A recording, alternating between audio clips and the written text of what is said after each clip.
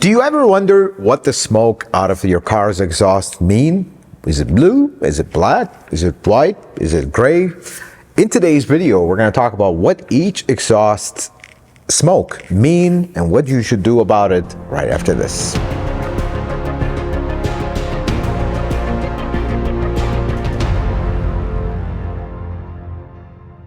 Let's start with blue smoke.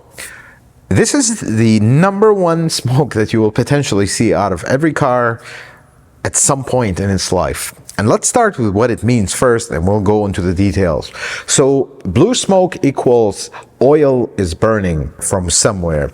So oil could be engine oil, which is the number one thing, but in rare cases could be transmission fluid making its way in. Very rare, but it is possible. So here's what you do with blue smoke and how you kind of determine what's going on here. The number one thing is, if you start seeing blue smoke in any state of running on the car, the first thing you want to check is the engine oil level. In modern cars, if you visibly see blue smoke, we have severe oil consumption, because majority of small oil consumption or the normal oil consumption, you're not going to see blue smoke, because the catalytic converters in modern cars are so good that actually break it down and you won't see it. That's the key thing here. You see blue smoke every time you accelerate in your modern car, you should be checking your oil level if you are not already. But with that, blue smoke can appear in multiple cases. Super hard acceleration, usually you'll have a little bit of blue smoke. That indicates it's a little bit of a tired engine, but it still runs fine. As long as we're not losing oil on the dipstick, we should be okay. But the second one, a common one, you'll see this with older cars or as cars get more and more miles. You let the car sit overnight, you start it, all of a sudden you see a puff of blue smoke, then it goes away. What that means is your valve guide seals are leaking. And let me a little bit explain this. What does that mean? On top of the cylinder head, the valves come out, and that's where the valve spring is and the cams and everything. In that area, there's oil, but at the face of the valves, where the runner is, you don't have oil, because that's the intake. You need to keep that clean. So the area that separates these two, there is a seal.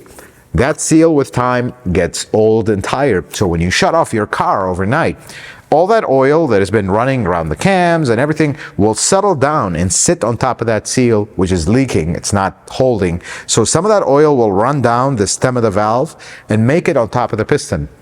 You start your car the next time, it's going to smoke until it burns it off, and then we're fine. We don't have more blue smoke. That is one case. The second case is, and this is a more serious one, you're driving your car, every time you let go of the gas, giant puff of blue smoke, and sometimes continuous. That's a sign that that your valve guide seals are bad, but they are really bad. Because what's happening here is, every time you let go of the throttle, you have maximum vacuum in the intake. So that seal is sitting right there. That vacuum is actually strong enough to siphon oil through and send it into the combustion chamber. That is an extreme case. But wait, there is one more thing. If your car is a turbocharged engine, that whole blue smoke theory from the valve guide seals just gained a new problem. If that turbo is blowing oil, and that is another thing, turbos spin at an amazing high RPM. I mean, sometimes 20,000 RPM. That's normal for turbos. They have a seal, because turbos are oil cooled and oil lubricated. They have seals. These seals, under certain operating conditions, they're going to let a little bit of oil through. That's actually normal for turbo engines. However, when you start seeing smoking on cold starts, or more with turbos when you coast, so you're driving, you let go of the gas, all of a sudden it just starts bellowing blue smoke. As soon as you touch the gas, it goes away. That could be a turbo. As soon as the vacuum is very high, it actually does the same thing. It starts pulling oil through the seal, siphoning oil through the seal. And that's another thing. You may start noticing oil consumption in cars like that, because it's siphoning oil and burning it, but it's not actually from the engine itself, it's from the turbo, and that's another source of a blue smoke. What about black smoke? And black smoke is very distinct. If you own a white car and your car is smoking black, you're gonna notice a stain around the rear bumper. This one is tricky, and most will immediately jump, yeah, I know what this is. It's rich mixture. Not always. That's what you gotta watch for. See, in some cases, oil burning will produce a distinct black smoke without flow. I hope that makes sense. So here's how this goes. Your car burns oil. You have a lot of black deposit, or basically it looks like char, right all over the exhaust. And then you have a low flow black smoke. That is actually not the black smoke that we're talking about here, but just wanted to put this here in case you see that. That is actually vapor that is carrying the black stuff and throwing it outside. You see a dripping black liquid out of the exhaust. That usually is also blue smoke, just so in case you didn't notice that. But black smoke with force is actually a rich mixture. You have way too much gas in the mixture that is coming out. The catalytic converter in modern cars does a really good job of hiding black smoke. You're not going to see a lot of modern cars with black smoke because the computers have gotten so advanced. But in case you see black smoke in modern cars, things are extremely bad. You're just literally dumping fuel in the exhaust.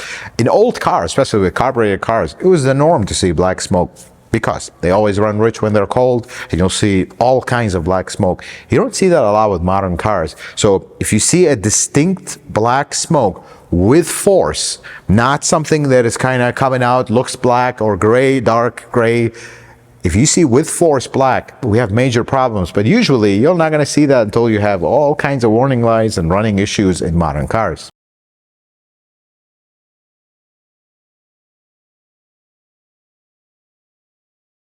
White smoke is one of the most confusing ones out there, and the one that folks always get false alarms by. So let's talk about it. So white smoke is actually coolant. You burn coolant, it's gonna smoke white, a very distinct, bright white smoke. But the danger from that is, so is a car that is cold in cold weather. You're gonna see vapor.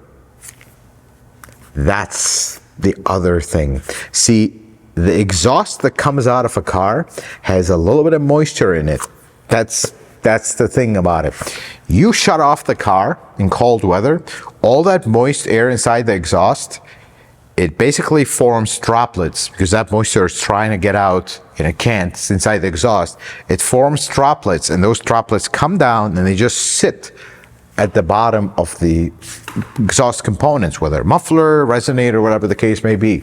When you start the car and it's cold outside, as the exhaust warms up, it starts to load up with moisture, and when it comes out, you're gonna see that moisture kind of dissipating because when it's cold, the moisture is very low. That is vapor, not white smoke. You will immediately assume that you have white smoke on every single cold morning you start your car. You got to learn how to distinguish between the two, because I see so many folks frantically come into the shop. I have a blown head gasket. I see white smoke. That is not white smoke. See, here's the difference between white smoke from a blown head gasket and vapor. White smoke from a blown head gasket it's a smoke, not vapor, meaning it lingers. Like, you see it coming out of the exhaust, you'll see the cloud walking or kind of moving behind you, not dissipating. Vapor, when it comes out, it might be in large volumes, but eventually when you trace it, it just disappears. It's gone. That's the difference. And the other thing is, although this one is not a very good measure, coolant getting burned in the exhaust from a blown head gasket has a distinct sweet smell. But here's the warning about that. Sometimes, because of the typical contamination of the exhaust, sometimes a vapor will have a very strange smell, especially when you start a car cold. Not to be mistaken for that distinct sweet smell of coolant getting burned. Once you smell coolant getting burned once, you will never forget it, how it smells. There is no way around. It's a very unique, special smell. You will never smell it anywhere else in your life. But vapor, for those who have not smelled sweet coolant smell, they will assume that that is what it is, because when vapor comes out and an exhaust that has a lot of like soot, basically, for lack of a better word, is going to have a little bit of a strange smell, and folks will associate that smell with a sweet smell of coolant. It is not. That is the only thing that is sweet that isn't sweet, is when you have coolant burning out of the exhaust. Trust me, that is a bad thing. Here's what happens, and I'm going to slightly detour this video toward Toyota because that's what we specialize in. Here's what Toyotas love to do. You'll start your car in the morning, you'll see a giant puff of white smoke, sweet coolant burning, all of a sudden it'll disappear. Well, what happened here? Here's how Toyotas love to go through their head gaskets, at least the modern ones with the metal head gaskets. They will have a very small seepage through the head gasket into the combustion chamber. When you drive the car, if it's not a very big leak and a very bad one, it'll be perfectly fine. You shut off the car, system is under pressure. That gasket is seeping one drip every once in a while. Well, all that pressure is going to push that coolant into the combustion chamber, and you could actually see it collecting on top of the piston. And all of a sudden, you have a tiny little pool on top of the piston. We're not talking large amount or hydrolocks it, just a little bit. When you start it in the morning, all that's going to burn off and make giant cloud. Then all of a sudden, it just stops altogether. It's like, what was that about? That's the first early signs in Toyotas of blown head gaskets, folks.